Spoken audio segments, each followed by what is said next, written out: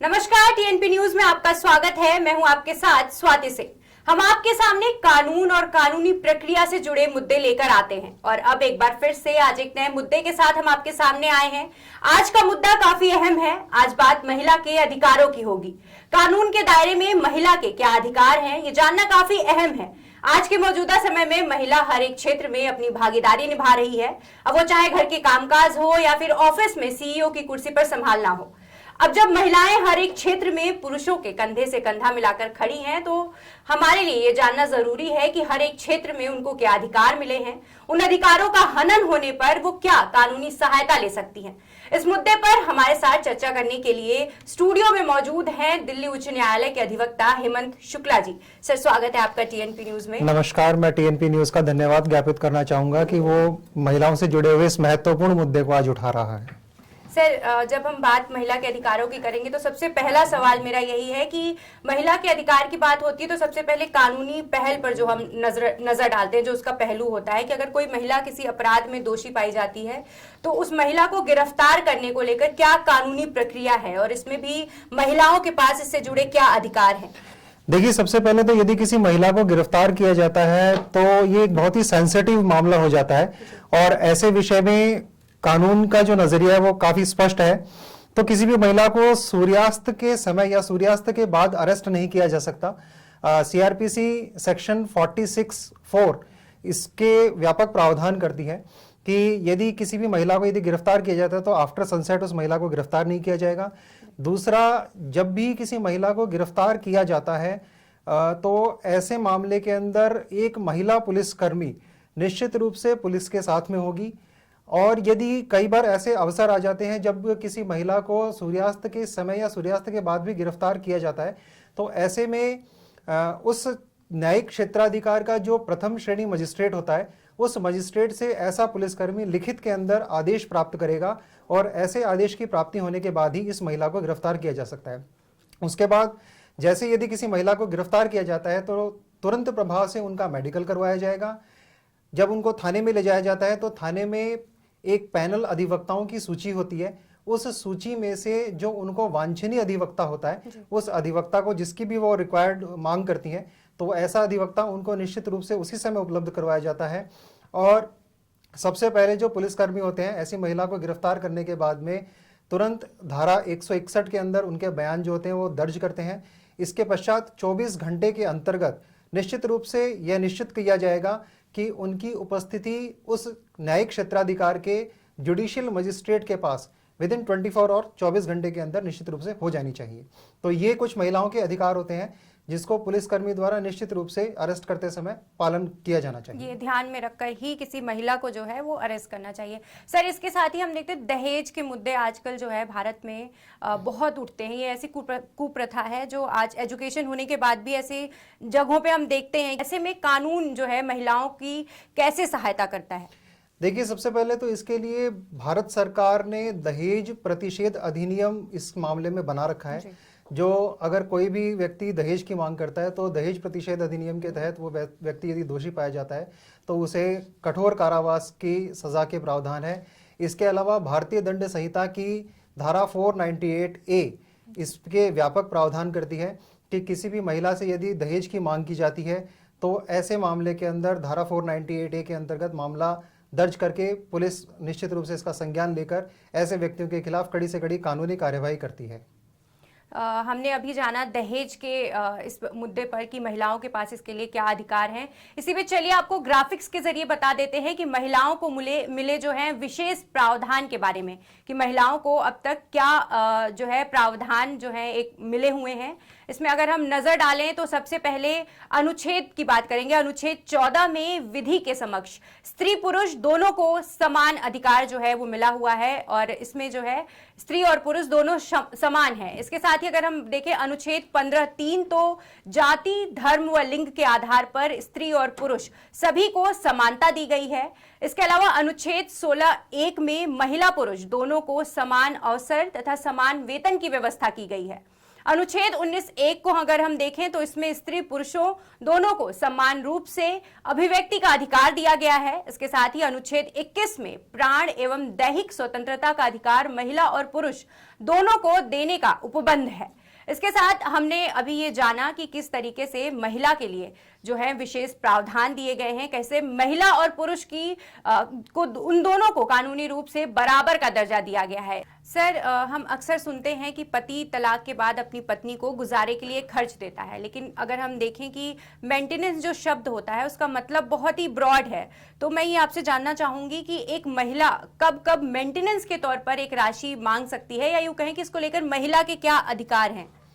देखिए, जब न्यायालय के अंतर्गत कोई वाद विचाराधीन होता है तो ऐसे विचाराधीन वाद के समय जब तक कि वो वाद लंबित रहता है, जब वाद लंबित रहेगा तो उस वाद को अपने अंतिम निपटान तक पहुंचने के लिए काफ़ी समय गुजर जाता है। और इस बीच में वो महिला होती है और उस महिला के साथ में यदि उसकी संतान होती है तो उस संतान के भी खर्चे होते हैं। तो ऐसे खर्चे न्यायालय का दृष्टिकोण भी यह होता है कि निश्चित रूप से इस महिला को जब तक वाद विचाराधीन है तब तक एक इंटरिम मेंटेनेंस जो है वो कोर्ट से मिलता रहे। तो ऐसी इंटरिम मेंटेनेंस के लिए समुचित व्यवस्था जो है वो 3 प्रकार की प्रावधानों में की गई है। सबसे पहले हम बात करते हैं हमारा जो डोमेस्टिक वायलेंस एक्ट होता है 2005, उसकी सेक्शन 23 के अंतर्गत एक जो याचिका होती है वो न्यायालय के समक्ष प्रस्तुत की जाती है और उस पर प्रारंभिक दौर की सुनवाई करने के पश्चात जो न्यायाधीश होते हैं वह उसके अंतर्गत सेक्शन 23 के एप्लीकेशन के ऊपर बहस करवा लेते हैं। और यदि बहस के अंतर्गत बिंदु जो होते हैं वो महिला के पक्ष में होते हैं तो निश्चित रूप से उन्हें इंटरिम मेंटेनेंस जो होता है वो कोर्ट के द्वारा ग्रांट किया जाता है। इसके साथ में जो हिंदू विवाह अधिनियम है, तो हिंदू विवाह अधिनियम की धारा 24 के अंतर्गत भी इंटरिम मेंटेनेंस के प्रावधान है। साथ ही साथ में जो सीआरपीसी सेक्शन 125, सीआरपीसी 125 की धारा के अंतर्गत भी यदि किसी महिला को अपने पति से मेंटेनेंस चाहिए तो इसके लिए वो सेपरेट रूप से जो प्रिंसिपल जज फैमिली कोर्ट होता है उसके अंतर्गत यदि एक आवेदन पत्र प्रस्तुत करते हैं तो सेक्शन 125 के अंतर्गत भी उनको मेंटेनेंस के जो प्रावधान है वो होते हैं। सर, ये तो हम मतलब देखें अगर हर महिला के अधिकार हैं, लेकिन ये इसमें ये जानना जरूरी है कि अगर कोई महिला काम करती है, जो कमाऊ महिला है, क्या उसके लिए भी अधिकार समान होंगे? क्या वो इसी तरीके से जो है वो मेंटेनेंस अलाउंस जो है वो मांग सकती है? देखिए, हर केस के सर्कमस्टांसेस के ऊपर ये डिपेंड करता है कि उस महिला को कितना भत्ता या गुजारा भत्ता दिया जाना चाहिए, या वो अगर इंटरिम मेंटेनेंस की डिमांड कोर्ट से करती है तो उसको कितना इंटरिम मेंटेनेंस ग्रांट किया जाना चाहिए। अमूमन सामान्यतः जो न्यायालय होता है वो 7,000 रुपये तक का न्यूनतम इंटरिम मेंटेनेंस जो होता है वो कोर्ट के द्वारा महिला को ग्रांट किया जाता है। परंतु यदि किसी मामले के अंतर्गत महिला स्वयं के बलबूते पर कमाने में सक्षम है और यदि वह महिला पढ़ी लिखी है तो ऐसे मामलों के अंतर्गत मेंटेनेंस की राशि जो होती है वो न्यायालय के डिस्क्रिशन पर, विवेकाधिकार पर निश्चित करती है कि इस महिला को मेंटेनेंस ग्रांट किया जाना चाहिए अथवा नहीं किया जाना चाहिए। ये न्यायालय ये जो है ये डिसाइड करेगा कि ये पूर्ण रूप से न्यायालय के विवेकाधिकार के ऊपर, उनके डिस्क्रिशन पर डिपेंड करता है कि उनको इंटरिम मेंटेनेंस ग्रांट करना चाहिए या ना किया जाए। सर, मेरा अगला सवाल ये है कि एक महिला का संयुक्त परिवार या उनकी जो पैतृक संपत्ति में क्या अधिकार होता है, और क्या ये अधिकार शादी से पहले और शादी के बाद बदल जाते हैं या फिर ये समान रहते हैं? देखिए, इस विषय पे 11 अगस्त 2020 को माननीय सर्वोच्च न्यायालय की एक लैंडमार्क जजमेंट आई थी। उस जजमेंट का नाम है Vinita Sharma versus Rakesh Sharma and another's. तो उसके अंतर्गत व्यापक व्यवस्था की गई और समुचित जो वर्डिक्ट थी वो माननीय सर्वोच्च न्यायालय की, उसमें स्पष्ट कर दिया गया कि यदि किसी पैतृक संपत्ति पर उसके प्रतिषिद्ध प्रथम श्रेणी के यदि नातेदार होते हैं और उसमें यदि कोई महिला भी शामिल होती है तो उस महिला को भी उस पैतृक संपत्ति में या संयुक्त परिवार की संपत्ति के अंदर समान हिस्से की प्राप्ति होती है, बराबर का अधिकार होता है। बशर्ते उस संपत्ति में कोई ऑब्जेक्शंस ना हो, या कई बार क्या होता है कि महिलाओं को अलग से सेपरेट खर्चे देकर अलग कर दिया जाता है। उनसे ये लिखवा लिया जाता है कि आपको ये किसी भी चीज़ के लिए खर्चा अलग से सेपरेटली ग्रांट कर दिया गया है, आप पैतृक संपत्ति में अधिकार नहीं रखेंगे। या अगर कोई स्व अर्जित संपत्ति होती है तो ऐसी स्व अर्जित संपत्ति के अंदर यदि विल होती है तो उस विल के माध्यम से भी उनको जो सेपरेट पार्टीशन दे दिया जाता है। अगर कोई विल नहीं होती है या कोई ऑब्जेक्शन नहीं होता है तो सामान्य अवस्थाओं के अंदर जो समान पैतृक संपत्ति होती है उसमें समान हिस्सा महिला को प्राप्त होता है। चाहे वो बेटा हो या बेटी हो, जी, सबका जी, जी। बराबर का अधिकार है। और शादी से पहले और शादी के बाद उनके अधिकारों में कोई परिवर्तन नहीं होता, बशर्ते उनकी शादी हो अथवा ना हो, या शादी हो गई हो तो भी वो पैतृक संपत्ति के अंदर समान हिस्से की भागीदार होती है। रहती हैं।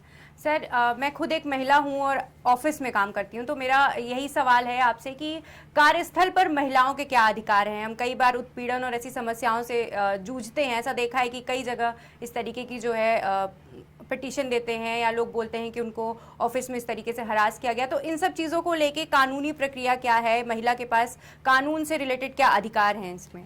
देखिए, सबसे पहले तो यदि कार्यस्थल पर इस प्रकार की कोई समस्या महिला के सामने आती है तो मैं सबसे पहले अपनी जितनी भी समस्त माताएं बहनें हैं उनसे निवेदन करूंगा कि आप चुप ना रहें, अपनी आवाज़ को बुलंद करें और ऐसे व्यक्ति जो आपको उत्पीड़ित या प्रताड़ित करते हैं कार्यस्थलों पर, उन व्यक्तियों का पर्दाफाश करके उन्हें ऑफिस के सामने और समाज के सामने लेके आएँ। दूसरा, इस विषय के कानूनी बिंदुओं पर यदि हम बात करें तो राजस्थान स्टेट का एक मामला था जो आगे चलकर बहुत बड़ा मामला बना और जिसके ऊपर माननीय सर्वोच्च न्यायालय ने एक व्यापक वर्डिक्ट प्रदान की है, जिसको हम विशाखा मामले के नाम से भी जानते हैं। तो विशाखा गाइडलाइन के तहत माननीय सर्वोच्च न्यायालय ने बड़ी डिटेल इसके अंदर अपनी जजमेंट दी और उस जजमेंट में कुछ गाइडलाइंस भी दी हैं, जिन गाइडलाइंस को अमूमन आजकल सभी ऑफिस के अंतर्गत लगाया जाता है। साथ ही साथ ऐसे कार्यालयों के अंदर या ऐसे ऑफिस के अंदर एक रिड्रेसल कमेटी का गठन भी किया जाता है और उस रिड्रेसल कमेटी के अंतर्गत जो भी सदस्य होते हैं उन सदस्यों के अंतर्गत महिला का अनुपात या तो 50-50 के बराबर होगा, इक्वल होगा, अदरवाइज उस कमेटी के अंतर्गत महिलाओं का अनुपात पुरुषों की अपेक्षा अधिक होता है। तो ऐसी रिड्रेसल कमेटी प्रत्येक ऑफिस को गठित की जानी चाहिए और उस रिड्रेसल कमेटी के सामने यदि लिखित में कोई शिकायत आती है किसी महिला की ओर से तो रिड्रेसल कमेटी सर्वप्रथम उस मामले की सुनवाई करती है और यदि कोई व्यक्ति दोषी पाया जाता है तो ऐसे दोषी व्यक्ति के खिलाफ धारा 354 के अंतर्गत और जो भी भारतीय दंड संहिता की रिलेवेंट धाराएं होती हैं तो उन धाराओं के अंतर्गत ऐसे मामले पुलिस के सामने ले जाने चाहिए। पुलिस को रेफर करके ऐसे व्यक्ति के खिलाफ एफआईआर दर्ज करवानी चाहिए और यदि पुलिस एफआईआर दर्ज करने से मना करे तो माननीय न्यायालय को धारा 156(3) के अंतर्गत सीधा अप्रोच भी करके कॉग्निजेंस लेने के लिए उनको अप्रोच कर सकते हैं।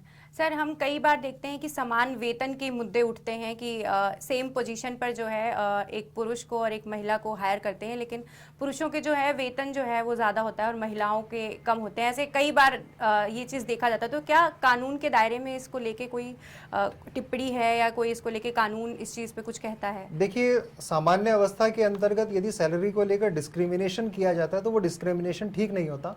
फिर भी अपने अपने कैलिबर के हिसाब से और इंटरव्यू में जो उनकी सैलरी डिसाइड की जाती है उस डिसाइडेड सैलरी के बेसिस के ऊपर ही महिलाओं को और पुरुषों को यदि समान क्वालिफिकेशन रखते हैं तो उन दोनों को इक्वल सैलरी दी जानी चाहिए। ऐसा डिस्क्रिमिनेशन समाज के और महिलाओं के हित में नहीं होता है। जी, तो सर, महिलाओं के मुद्दे और महिला के अधिकारों पर हमारे दर्शकों को रूबरू कराने के लिए आपका बहुत बहुत शुक्रिया। तो आज हमने जाना महिलाओं के अधिकार के बारे में। महिलाएं आज देश और समाज में अपनी पूरी भागीदारी निभा रही हैं और इसके लिए उन्हें अपने अधिकारों को जानना आवश्यक था। आज हमने आपको महिला के अधिकारों के बारे में बताया। अभी के लिए इतना ही। अगले प्रोग्राम में हम आपके सामने कुछ नई कानूनी जानकारी लेकर आएंगे। तब तक के लिए देखते रहिए TNP न्यूज।